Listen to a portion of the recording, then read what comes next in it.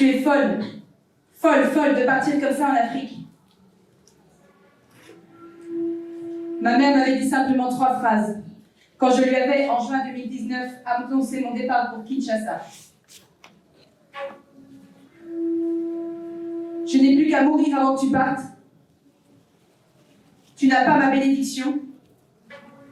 Tu vas te faire assassiner à coups de machette là-bas. Ils ne connaissent même pas les philosophes des Lumières.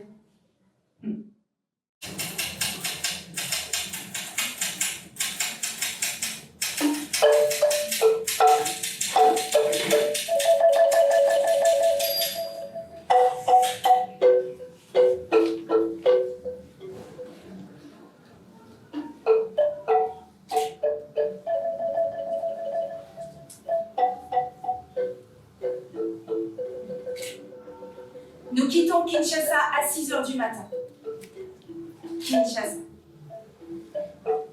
Mystérieux labyrinthe qui, au-delà des récits de voyage, des images de folklore, des représentations creuses et vides, se déploie toujours et danse, comme un animal vivant et mythique à la fois. Je dois écrire en marche arrière, mais sans me retourner. Écrire en reculant sans regarder dans le rétroviseur. Cette route me fait reculer, encore,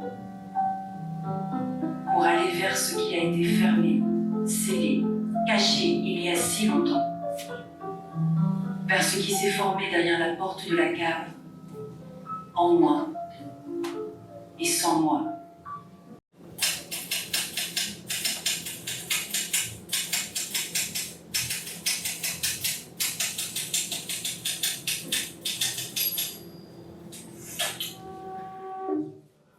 Les États européens ont tracé en 1885 à Berlin les lignes géométriques de ce qu'on a appelé le partage de l'Afrique. On a fracturé les espaces. À détruire les routes d'alors et de là-bas, n'aurions-nous pas, nous aussi, ici et maintenant, perdu le sens de nos propres limites, de nos propres terres? N'aurions-nous pas détruit les routes qui nous relient d'humain à humain, celles qui traversent des espaces qui s'ouvrent, les routes entre la terre et le ciel, entre les présents et les absents, entre les vivants et les morts?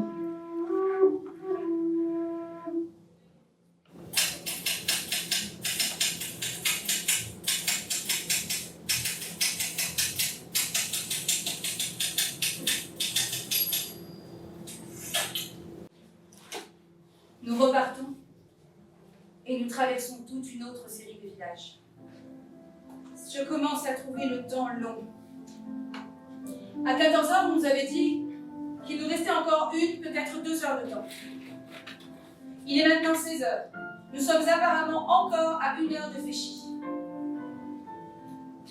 À 17h, Daniel l'affirme. Dans 1 heure, nous serons à Féchy. Mais toi là, tu disais 3h à 12h, puis dans 1 heure à 15h, puis encore 1 heure à 16h, et maintenant c'est encore 1 heure.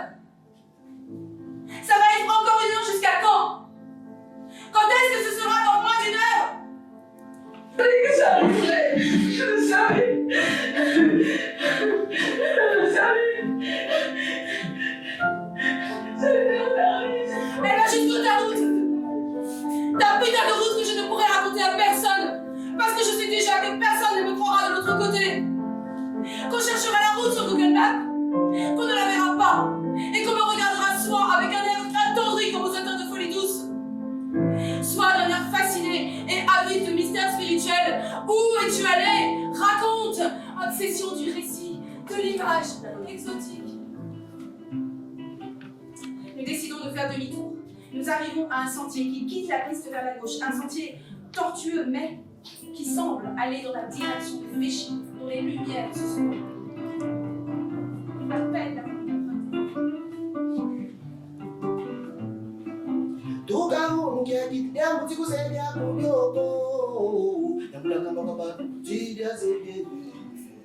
Waba wambuta, waba waleke, siku sembia kuvyoko. Tu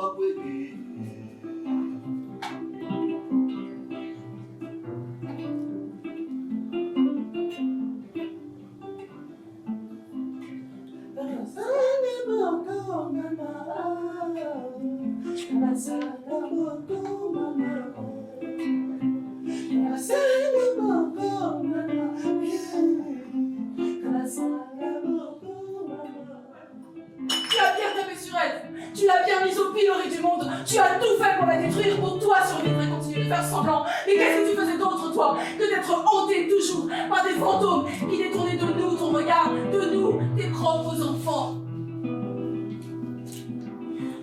Qu'est-ce que tu regardais dans cet ailleurs auquel aucun de nous n'a jamais eu accès et que personne n'a jamais vu? Qu'est-ce que tu voyais de plus intéressant, de plus fort, de plus vivant que nous, ta femme, tes enfants, ta propre famille? Qu'est-ce qui a fait qu'on a peu à peu même plus mérité ton regard? Qu'est-ce que tu regardais, papa? Qu'est-ce que tu regardais qu'aucun de nous n'a jamais vu?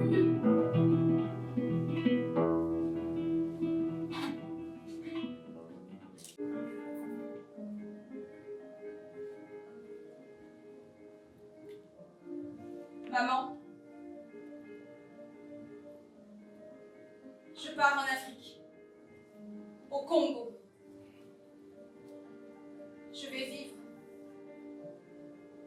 à Kinshasa.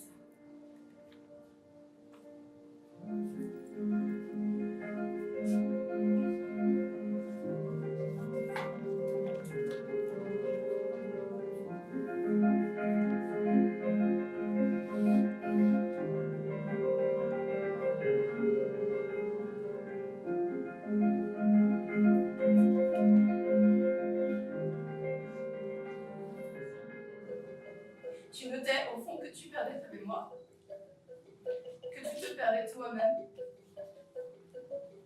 que tu disparaissais.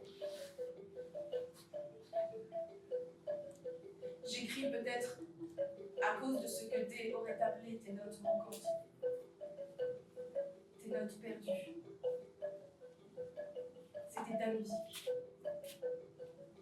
tes écrits, que j'ai retrouvés après ta mort, en 2, 3, parfois 4 exemplaires, sur des feuilles, dans tes agendas, dans des cahiers, tout support, que tu organisais jusqu'à créer un labyrinthe dans lequel tu te perdais toi-même. Tes écrits sont pour moi tes dernières notes de piano.